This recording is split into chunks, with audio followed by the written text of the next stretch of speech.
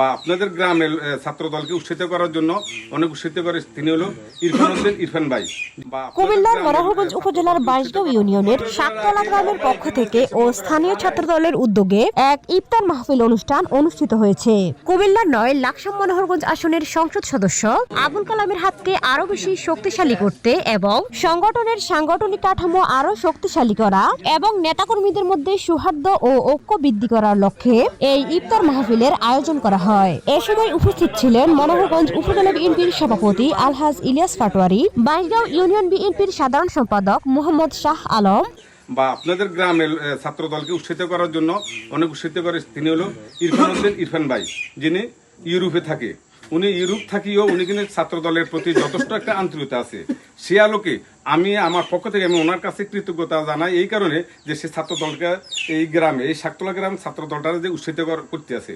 আর আপনারা যারা ছাত্র ভাইরা যারা আছেন আপনারা ধরে রাখেন আগামী দিন আপনাদের মাঝে কে নেতৃত্ব দিবে। আপনি সুন্দর একটি ইফতার পার্টি করার জন্য সবাইকে অভিনন্দন এবং সবার প্রতি কৃতজ্ঞতা জানিয়ে আমি শুরু করছি এটাই। আপনারা যারা ছাত্র দল আপনারা আজকে যে পদক্ষেপ নিয়েছেন আপনাদের এই পদক্ষেপটা আগামী দিনে আরো সুদৃঢ় হোক, আরো প্রশস্ত হোক, এই আশা প্রত্যাশা। উপস্থিতি, সম্মানিত উপস্থিতি, আপনারা যারা ছাত্র দল আপনাদের কাঠামোটা হলো এটাই যে সকল কিছুর একটি বংশবৃদ্ধি আছে। যেমন একটি কলা গাছ যদি লাগান একটি কলা গাছ আরো 3টা ফুল বার করে, এটা বংশবৃদ্ধি হয়। ছাত্র দল আপনারা যারা আছেন আপনারা হলো বিএনপির মূল উৎপাদনকারী।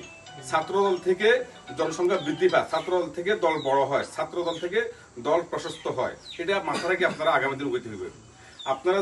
উপজেলা ছাত্র দলের সদস্য সচিব নূর মোহাম্মদ মেহেদি, পাবনা ওয়ার্ড বিএনপির সভাপতি আমির হোসেন পাটোয়ারি ইফতার মাহফিলে স্থানীয় ছাত্র দলের নেতাকর্মী সহ বিভিন্ন পর্যায়ের নেতৃবৃন্দ ও এলাকার গণ্যমান্য ব্যক্তিরা উপস্থিত ছিলেন। বক্তারা বলেন, ছাত্রদল সবসময় গণতন্ত্র, শিক্ষা ও ছাত্র অধিকার রক্ষায় কাজ করে যাচ্ছে। ভবিষ্যতেও সংগঠনকে আরো সুসংগঠিত করতে নেতাকর্মীদের ঐক্যবদ্ধ হয়ে কাজ করার আহ্বান জানান তারা। পরে দেশ ও জাতির কল্যাণ কামনা করে বিশেষ মুনাজাত করা হয়।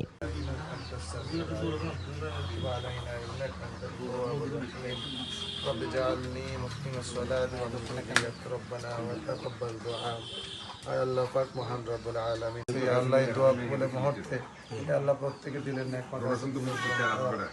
আল্লাহ রমজানের আল্লাহ মধ্য দশকে আল্লাহ আমরা পৌঁছে গেছি, আল্লাহ শেষ হয়ে যাচ্ছে।